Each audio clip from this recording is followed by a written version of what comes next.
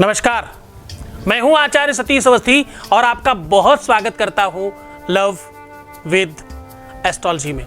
Love with astrology एक feeling है, एक संवेदना है, एक ऐसा संसाधन है जहां पर प्यार को रिपेयर किया जाता है, रिलेशनशिप को रिपेयर किया जाता है, पारिवारिक लाइफ, मैरिटल लाइफ, शादीशुदा जीवन को रिपेयर किया जाता है। जो जोड़ियां, जो रिश्ते आसमान में बनते हैं, उनकी रिपेयरिंग लव विद एस्ट्रोलॉजी में होती है। इस बात को कहने का गर्व मुझे 20 सालों के बाद आया है। यहां पर पिछले 20 सालों से 20 लाख से अधिक लोग धन्यवाद कर चुके हैं। यहां रोज गीता, वेद, पुराण, शास्त्र, उपनिषदों का सार आपके सामने साझा किया जाता है। यहां रोज आपके जीवन को मूल्यवान बनाने के लिए, आपके जीवन में प्यार भरने के लिए, प्यार में आ रही हर समस्या का पूरी तरह से समाधान करने के लिए यहां आपका 100% साथ दिया जाता है। यहां रोज गीता, वेद, पुराण, शास्त्र, उपनिषदों का सार आपके सामने परोसा जाता है। हम रोज सायंकालीन 4 बजे आपके सामने लाइव आकर के आपकी लाइफ को सुव्यवस्थित करते हैं। आज फिर से हाजिर हैं, फिर से प्रस्तुत हैं आज आपके जीवन को और मधुर सुव्यवस्थित बनाने के लिए।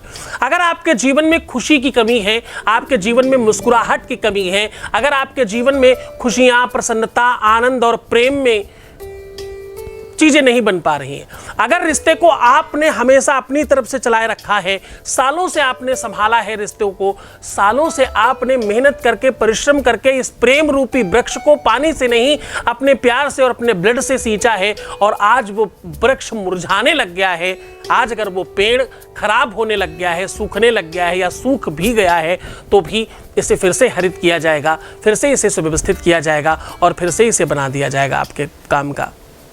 आज मैं कह रहा हूं कि आपके पूरे के पूरे जीवन को सुव्यवस्थित करने का एक अद्भुत साधन लेकर के आपके सामने हाजिर हूं। आज मैं कह रहा हूं कि तुम्हारे जीवन में वो कुछ मिलेगा जो आज तक नहीं मिला। छल, प्रपंच, फरेब, झूठ, झगड़ा, लड़ाई या किसी भी प्रकार की अव्यवस्था, पूरी तरह से हर संघर्ष को सहन किया, आप टूटे नहीं, आप भटके नहीं, आप कभी भी आंख उठाकर दूसरे तरफ नहीं गए। आपके सामने हजारों साधन होने के बाद, हजारों ऑप्शन होने के बाद आपने एक ही आंख से अपने प्यार को देखा, उसके बावजूद आज आपको उसका फल नहीं मिल रहा। आपको अपयश मिल रहा है, डिफेम मिल रहा है, फेम की जगह अच्छी चीज़ों के बजाय बुरी चीज़ें आपको मिल रही और आपका नाम खराब किया जा रहा है और आपको दोषी बनाया जा रहा है। ये सब सहन करके भी आप उसी को पाना चाहते हो, उसी के होना चाहते हो, उसी का साथ चाहते हो, तो सत्य मानना कि ये संभव है, ये सब कुछ हो सकता है। आज मैं कह रहा हूं कि 32 चावल के दाने आपके जीवन में बेहतरी लेकर के आएंगे, प्रसन्नता लेकर के आएंगे और आपके जीवन में प्यार से आपको खुशियां देंगे। कि 32 चावल के दाने सामान्य नहीं है, 32 चावल के दानों की जो संख्या है, ये 32 चावल के दाने सामान्य नहीं है। 32 चावल के दानों की संख्या और चावल दोनों ही महत्वपूर्ण हैं। चावल को चावल मत समझो, चावल को संस्कृत में अक्षत कहते हैं। इसकी गंभीरता, इसकी मधुरता, इसके बारे में पूरी की पूरी जानकारी लेकर के आज आपके सामने हूँ। मैं कह रहा हूँ कि भाई ये सामान्य बात नहीं है। चावल को संस्कृत में अक्षत कहते हैं। अक्षतम चापि रिष्टम च, अक्षतम चापि रिष्टम च, जो क्षति ना हो जिसकी, जो खत्म नहीं होता। आपको जानकर बड़ा आश्चर्य होगा कि चावल कभी समाप्त नहीं होता, चावल कभी खत्म नहीं होता, चावल का अंत होता ही नहीं, जबकि इसके साथ जितनी यातनाएं होती हैं, इसके साथ जितनी ज़्यादा तकलीफें, संघर्ष, मुसीबतें, समस्याएं आती हैं, उतना कभी किसी के जीवन में नहीं आती। ये चावल और आपका जीवन बिल्कुल समतुल्य आज खड़ा कर रहा हूं, दोनों को बराबर बराबर में खड़ा करने की कोशिश कर रहा हूं। साथ देना, ध्यान से सुनना। चावल तुम्हारा जीवन है। चावल और तुम्हारे जीवन में कुछ खास अंतर नहीं। चावल पता कैसे रखा जाता है? चावल के साथ होता क्या है? चावल को पहले एक जगह बोया जाता है, फिर वहां से उखाड़ कर दूसरी जगह बोया जाता है, उसके बाद उसको उसके पेड़ से अलग करने के लिए पटका जाता है और जब वो अलग हो जाए तो उसके बाद उसको पत्थर के बीच में डाल करके रगड़ा जाता है और वहां भी जब वो ना टूटे तो अच्छा साबुत चावल मार्केट में आके मूल्यवान होकर के बिकता है। और सत्य मानना कि ये वो चीज है जो पकने के बाद भी नहीं टूटता है, उसके बाद उसको आग में पकाया जाता है फिर भी ये नहीं टूटता। और इसके बाद तुम्हारे 32 दांतों के साथ इसको खूब कस के रगड़ा जाता है, खूब चबाया जाता है, उसके बाद भी ये नहीं टूटता। जब भी कभी वोमिटिंग हो, थोड़ी गंदी बात है, ध्यान से सुनने के लिए, समझने के लिए कह रहा हूं, जब तुम्हें कभी वोमिटिंग हो, जब वोमिटिंग होगी, जब तुम्हें उल्टी होगी, तो चावल साबुत ही बाहर आएंगे। ये कौन सी शक्ति है इसके अंदर, ये कौन सी ताकत है इसके अंदर, ये कौन सा पावर है इसके अंदर जिसने इसको अक्षत बना दिया। अक्षत मतलब जिसकी क्षति ना हो, जिसे तोड़ा ना जा सके, जिसे अलग ना किया जा सके। जीवन इसी का नाम तो है। भगवान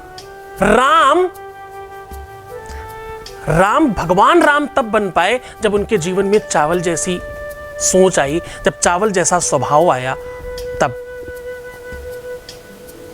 दशरथ का पुत्र राम भगवान इसलिए बन सका क्योंकि उसे ना ही अयोध्या के छत्रपति राजा होने का सुख था और ना ही 14 साल वन में जाने का दुख था। दोनों में वो हिम्मत वाला था, साहस था उसका, निडरता थी, सहजता थी, सरलता थी और धैर्यता थी। मर्यादा में रह करके जीवन जिया, इसलिए वो भगवान बन पाए। किसी ने राम से पूछा कि भाई बताना कि तुम्हारे जीवन में कल तुम्हें राजा बनाया जा रहा था, आज तुम्हें वन भेजा जा रहा, तुम्हें दुख नहीं है? तो पॉजिटिविटी देखना, भगवान ने कितनी सुंदर बात कही। बोले चिंता मत करो, मुझे कल से आज ज्यादा कुछ दिया गया है। पिता दीन मुहि कानन राजू। क्या दिया? बोले मेरे पिता ने कल तक तो मुझे सिर्फ अयोध्या का राजा बना रहे थे, आज वो पूरे विश्व के राजा बनाने के लिए और मुझे भेज रहे हैं। पिता दीन मुहि कानन राजू। कानन राजू मतलब पूरे विश्व का राजा बनाने के लिए मुझे भेज रहे हैं। मुझे कह रहे हैं कि पूरे विश्व के मालिक बनकर के वापस आना। ये पॉजिटिविटी चाहिए, ये संघर्ष से ही वापस आती है। दुख ही मानव की संपत्ति है, फिर दुख से क्यों घबराते हो? दुख ही इंसान को महान और श्रेष्ठ बनाता है।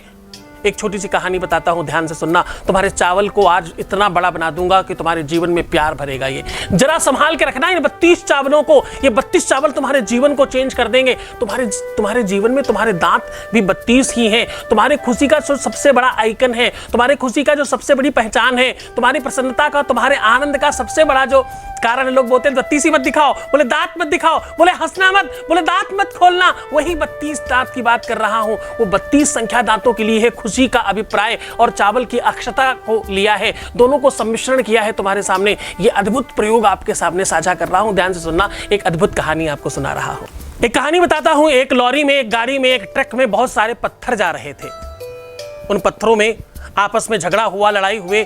जब खांचा पड़ा तो एक दूसरे से लड़े और आपस में बात करने लग गए। एक पत्थर ने दूसरे से पूछा, भाई कहां से हो तुम?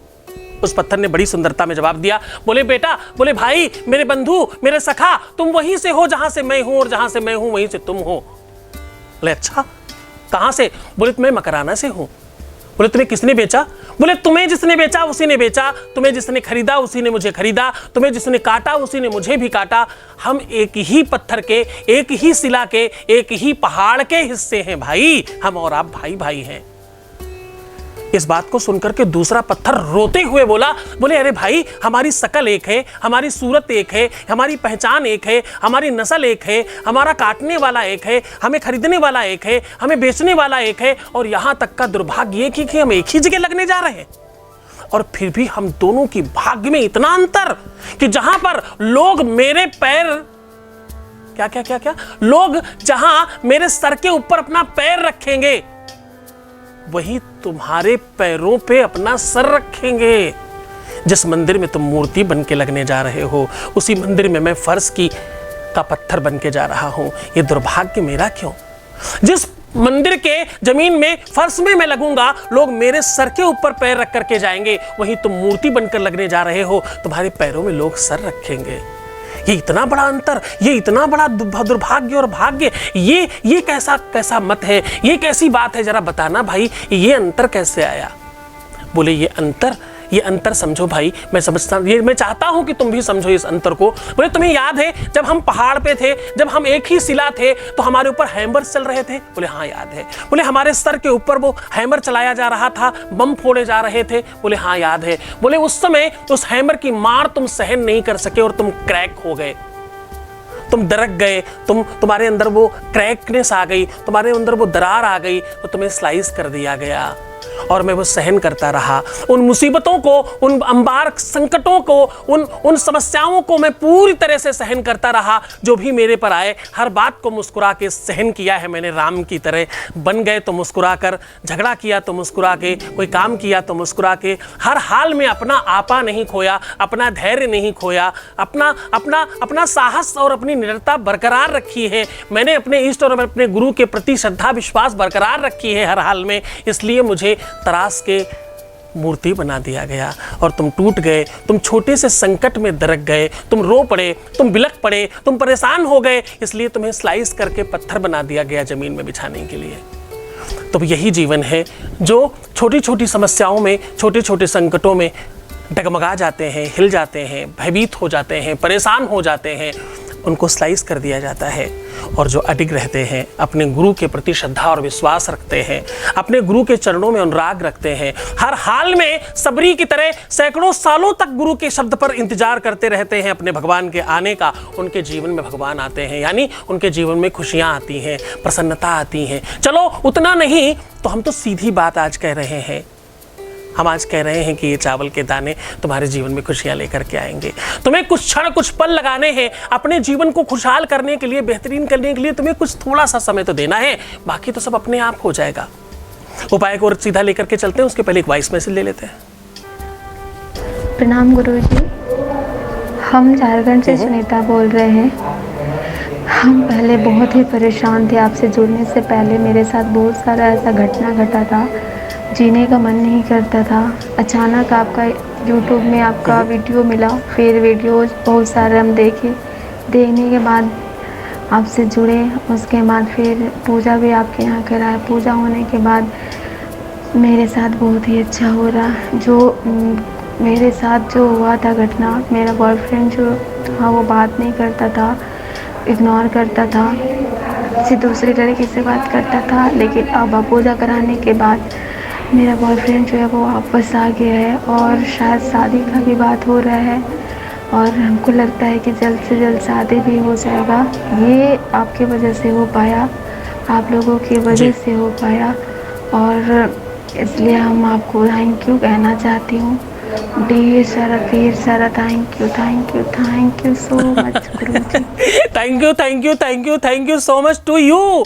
ये सब तुम्हारी श्रद्धा और विश्वास का फल है। ये सब तुम्हारे बल प्रताप का फल है। ये तुम्हारी निरंतरता और तुम्हारे विश्वास का फल है। तुमने विश्वास करके आगे बढ़े। तुम इस विषय को, इस सब्जेक्ट को पूरी तरह से आत्मसार किया तुमने, इसलिए तुम्हारे जीवन में बेहतरी हो पा रही है। भगवान शिव तुम्हें और आनंदित करे। तुम्हारी जो अपने गुरु के प्रति श्रद्धा विश्वास है ना, शायद ये उसी वजह से सब कुछ हो रहा है। बहुत आनंद से रहना, बहुत खुश रहना, आपका हर काम कंप्लीट हो, ऐसी मेरी शुभकामना है। अब सीधा आपको उपाय को और लेकर के चलते हैं। आपको करना सिर्फ इतना है कि ये 32 के 32 चावल के जो दाने हैं, एक पात्र में पहले जल से फिर कच्चे दूध से इसको पूरी तरह से साफ कर लें और शुद्ध कर लें। चावल टूटे हुए नहीं हो तो बहुत ज़्यादा अच्छा होता है, क्योंकि टूटे हुए चावल अक्षत नहीं कहलाते, छत कहलाते हैं। तो छती वाले चावल नहीं, पूरे साबुत चावल जिनकी दोनों नोकें निकली हुई हों, ऐसे चावल रखिएगा। चावल कोई भी चलेंगे, आवश्यक नहीं है कि आपको बासमती या कोई चाइना मार का वो 1-1 मीटर के चावल लाने हैं। बस आपको सामान्य चावल जो हम लोग खाते हैं वही सफिशिएंट है।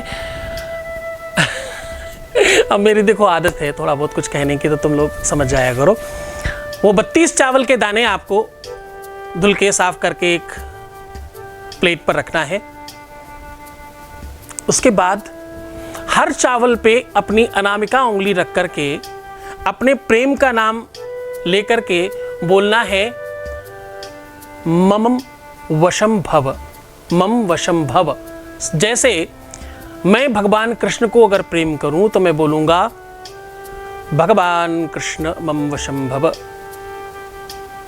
जैसे असंभवम बोलते हैं ना, वैसे वशम भव बोलते हैं। असंभव वशम भव, आप समझ गए होंगे। हर चावल पर रख करके बोलना है। उसके बाद प्रत्येक चावल में सिंदूर या रोली जो भी आपको मिल जाए वो लगाइएगा। अब इसके बाद सबसे महत्वपूर्ण काम है, आपको एक कोई भी ऐसा कपड़ा या जो फीता पहले लड़कियां बाल में बांधती थी, ऐसी कोई भी चीज लंबी जिसमें हर चावल को एक मोड़ के बाद रखना है। जैसे एक चावल रखा और थोड़ा सा मोड़ बना दिया, यानी पलट दिया उसको, फिर दूसरा चावल रखा फिर से मोड़ दिया, फिर तीसरा चावल रखा फिर से मोड़ दिया। ऐसे करके आपको 32 मोड़ बनाने हैं और 32 मोड़ लगाने के बाद जो सबसे महत्वपूर्ण काम है उसको थोड़ा ध्यान से समझने की कोशिश करना। अब यहां से आपका वो वास्तविक तंत्र प्रारंभ होने जा रहा है। अब ये यहाँ के बाद वो क्रिया प्रारंभ होने जा रही है जिससे तुम अपने जीवन में खुशी ला पाओगे। इसके बाद तुम अपने जीवन में जो वर्षों पुराना रिलेशन है, जो टूट रहा, खराब हो रहा, अव्यवस्थित हो रहा, उसे ठीक कर पाओगे। छल प्रपंच भरभ्रम समाप्त कर पाओगे, डर समाप्त कर पाओगे उसको खोने का। आप उसे हर हाल में अपना बना पाओगे। वो बात नहीं करता तो वो करेगा आज के बाद, ये विश्वास रखना। ये 32 बार करने के बाद इसको दोनों तरफ से कस के बांध देना। दोनों तरफ से, जैसे टॉफी दोनों तरफ से बंद होती ना, उस तरह से दोनों तरफ से इसके सिरे बांध देने हैं। अब जो ये बीच का हिस्सा है जहां चावल है ना, अब वहां आपको रगड़ रगड़ के वो चावल सारे इधर उधर फैला देने हैं।